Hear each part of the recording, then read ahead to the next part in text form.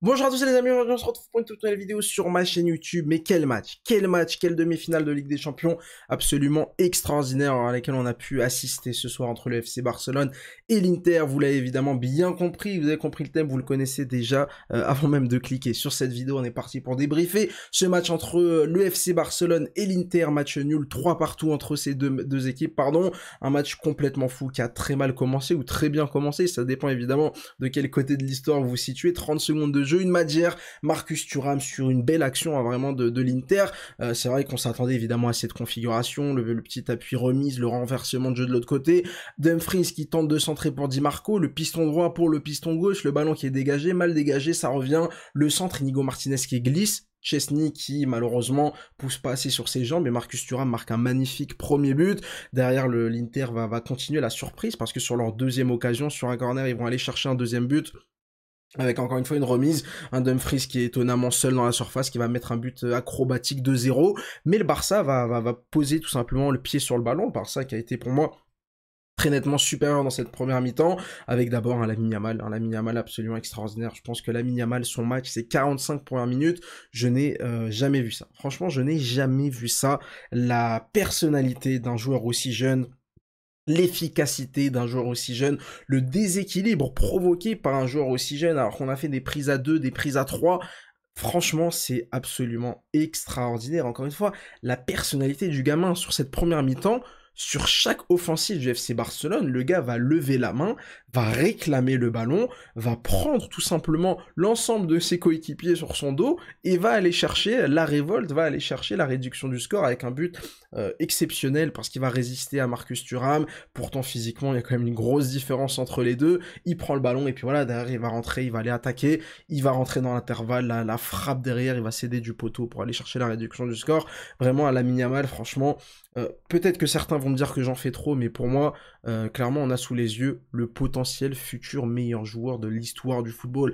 Alors évidemment qu'il va falloir réaliser ce qu'il a fait ce soir sur 20 ans, ce qui, je pense, est le plus dur, hein, réaliser un grand match de Ligue des Champions. On en a plein qui l'ont fait. Je pense par exemple à un Lucas Moura qui avait marqué il y a quelques saisons un triplé en demi-finale de Ligue des Champions face à l'Ajax et qui, évidemment, n'a pas fait grand-chose dans sa carrière, mais quand même, on a les prémices en tout cas. Alors évidemment, on refera un point dans 3-4 ans, on refera un point dans 10 ans, on refera un point dans 15 ans, on refera un point dans 20 ans, si on est encore là évidemment pour en parler, mais quel joueur, quel talent, quel phénomène, et je pense que on est tous unanimes pour dire que à son âge, c'est pas normal d'être aussi bon, qu'à son âge, c'est pas normal d'avoir autant de...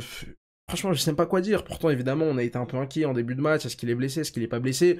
Ah non, le gars, il était à 100%. Je sais pas si c'est une stratégie de sa part. Je sais pas si c'est un plan qui s'est fait dans sa tête parce qu'il s'ennuie chez lui. Je sais pas si c'est sa coupe de cheveux qui commence un peu à lui faire mal au cerveau. Mais footballistiquement, c'est absolument extraordinaire. Un Lamine Yamal absolument fantastique. Le Barça, derrière, sur une grosse action collective, va aller chercher le 2-2. Et le Barça qui va continuer de pousser. Lamine Yamal qui passe pas long aussi de marquer un deuxième but extraordinaire sur une action qui finit sur la barre transversale.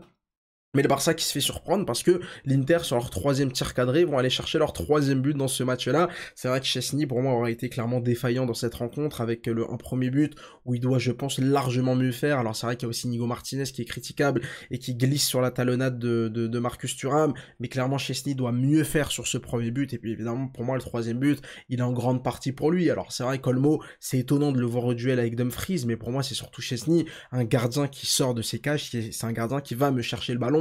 C'est un gardien qui est décisif et qui est capable tout simplement d'aller couper la trajectoire du centre. Tu n'as pas le droit de sortir de ta cage si c'est pour ne pas prendre le ballon. Derrière, tu es évidemment en très mauvaise position pour faire face à la tête de Dumfries. 3-2. Et puis après, je viens de vous dire, c'est le talent offensif du FC Barcelone qui parle. Rafinha qui pourtant fait pas un grand match. Hein. C'est vrai que c'est un peu compliqué en ce moment pour Rafinha. Il va aller te mettre un but absolument extraordinaire. Alors évidemment, ça a été comptabilisé comme un but contre son camp. Mais il est pour lui le but, hein, on s'en fiche. Après, c'est vrai, ça fait barre, ça touche la tête ou le dos de Yann Sommer, mais le but, pour moi, il est évidemment pour Rafinha, une frappe exceptionnelle de Rafinha. Mais voilà, physiquement, c'est compliqué, c'est très compliqué pour les joueurs de l'Inter, comme pour les joueurs du Barça. T'as quand même Koundé qui s'est blessé, t'as quand même Lautaro Martinez qui s'est blessé, un joueur comme Pedri qui physiquement peut pas tenir tout le match et qui sort vers la 80e minute de jeu, je crois. Le Barça qui, comme face au Real Madrid, finit avec Inigo Martinez arrière gauche, avec 4 défenseurs centraux En défense, face au Real, c'était 5 défenseurs centraux. Vraiment, c'est quand même compliqué sur le banc. Et t'as pas de marge de manœuvre, on l'a déjà dit, on l'a déjà répété lors des précédentes vidéos. C'est compliqué pour le FC Barcelone d'avoir une quelconque marge de manœuvre sur le banc parce que, voilà, Fermin, on l'aime bien, Gavi, on l'aime bien. Eric Garcia, quand il rentre arrière droit, on l'aime bien, mais tu sens quand même que voilà, il y a des joueurs qui ne jouent pas leur poste, et c'est vrai que faire toute une mi-temps avec Inigo Martinez arrière gauche, Eric Garcia arrière droit, c'est quand même très très compliqué offensivement, très compliqué d'aller chercher des buts, très compliqué d'aller chercher du surnombre, très compliqué d'aller chercher des combinaisons, parce que c'est des joueurs qui évidemment n'ont rien à faire à ces postes-là, et heureusement pour le FC Barcelone, Baldé devrait être présent lors du match retour, je pense que ça va être le facteur X qui va tout changer sur le match retour, parce que clairement Baldé, que ce soit défensivement ou offensivement, c'est un joueur qui change complètement tout dans ta tactique, dans ton organisation du côté du FC Barcelone. Un Baldé qui, je pense, défendra beaucoup mieux que les autres sur Dumfries, et puis surtout, il va lui poser énormément de problèmes. Inigo Martinez, il est incapable d'avoir un quelconque apport offensif. Gérard Martin, il est incapable d'avoir un quelconque apport tout court, soit offensif ou défensif. Ce mec-là n'a rien à faire au FC Barcelone, et clairement, Flick, il fait des miracles. Flick, il a pris un effectif qui, pour moi, n'avait clairement pas le niveau pour remporter le moindre titre. Il en a fait une super équipe qui est en course pour aller chercher un triplé historique,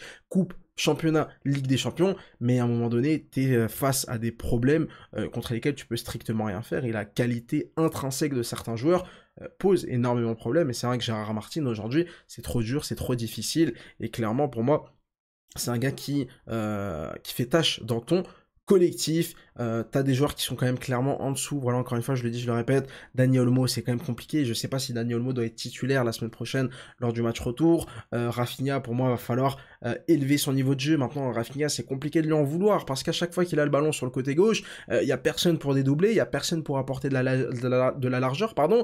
Et forcément, Rafinha, c'est le premier joueur qui subit l'absence de Baldé dans le couloir gauche. Clairement, pour moi, Rafinha, c'est pas le même joueur avec et sans Baldé. Il a besoin d'avoir un latéral gauche qui apporte offensivement, qui permet tout simplement de distraire un peu les défenseurs. Lui, ça lui permet d'avoir plus d'espace, parce que forcément, quand t'es latéral droit, quand t'es défenseur central axe droit du côté de l'Inter, et que t'as Inigo Martinez et Rafinha dans ton couloir, clairement, Inigo Martinez, tu le calcules même pas, tu te concentres que sur Rafinha. Alors que s'il y avait Baldé, bah là, forcément, ça pose des problèmes complètement différents. Un Barça, quand même, qui, pour moi, a été au-dessus de cette équipe de l'Inter, même si l'Inter s'est procuré des grosses occasions, marque un but hors jeu qui a été refusé pour quelques centimètres. D'ailleurs, ça me fait toujours rire, hein. Moi, les réactions sur les buts refusés pour hors-jeu, les gars, il y a hors-jeu, et t'as tout le temps une dizaine de commentaires, une centaine de commentaires, un millier de commentaires qui disent c'est la mort du football, c'est n'importe quoi. Les gars, c'est comme ça. Hors-jeu, c'est hors-jeu, on ne peut rien faire, c'est indiscutable. Un joueur qui est hors-jeu de 5 cm, de 2 cm, de 30 cm, de 4 mètres, ça revient au même. Malheureusement, la règle, elle est ainsi. Alors on verra, comme on l'a déjà dit, si la règle du hors-jeu va évoluer dans les prochains mois, dans les prochaines saisons. Et a priori, avec la loi de Wenger, on devrait plutôt se pencher vers une évolution de la loi du hors-jeu, mais à l'instant T, la loi, elle est comme ça. T'es hors-jeu, t'es pas hors-jeu, c'est binaire, c'est oui ou non. Le joueur est-il hors-jeu? Oui ou non, c'est aussi simple que ça. On n'est pas là à calculer 1 cm, 2 cm. Alors évidemment, ça se joue à pas grand chose. Alors est-ce que 2 cm en plus, 2 cm en moins, ça permet aux joueurs d'avoir un avantage, etc. Les gars, pour moi, la règle du hors-jeu, il n'y a aucune interprétation à avoir. On n'est pas dans une main dans la surface de réparation, on n'est pas sur un tacle, on n'est pas sur une faute. La loi, elle est comme ça. Et il faut évidemment la respecter. Et je dis pas ça parce que forcément ça arrange grandement le Barça, parce que le Barça joue le piège du hors-jeu, c'est comme ça. Si ça avait été l'inverse, si ça avait été le Barça qui s'était vu refuser un but pour 2 cm, eh bien je l'aurais accepté. Donc voilà, petite parenthèse qui a duré, je trouve, trop longtemps. Mais voilà, pour moi le Barça était au-dessus de l'Inter, donc je reste quand même confiant pour le match retour. Maintenant ça va être évidemment difficile d'aller gagner en Italie. Maintenant voilà, quand tu perds 2-0 au bout de 20 minutes, je pense que tu peux être quand même plus ou moins satisfait de finalement ne pas perdre ce match-là, même si pour moi le Barça, il y avait la place, hein, notamment à la fin du match, hein, les 5-10 dernières minutes du Barça, où on met beaucoup de pression sur cette défense de l'Inter. Tu sens qu'il y avait peut-être moyen d'aller complètement casser ce verrou et aller chercher ce quatrième but, pardon. Mais voilà, beau match quand même, demi-finale complètement folle entre l'Inter et le Barça. Tout reste à faire, hein. Forcément, il n'y a plus la règle du but à l'extérieur, donc quand tu fais match nul à l'aller, bah, le match aller sert strictement à rien. On enchaîne directement sur un match retour avec des compteurs qui sont du coup remis à zéro, je sais pas comment le dire, avec évidemment, encore une fois, bah voilà, tout sera possible, hein, sur cette confrontation. retour. N'hésitez pas à me dire ce que vous en avez pensé de ce match-là. Moi, j'ai trouvé que le Barça a été très très fort. J'ai trouvé que l'Inter a été très intéressant aussi. On a eu vraiment une belle demi-finale de Ligue des Champions.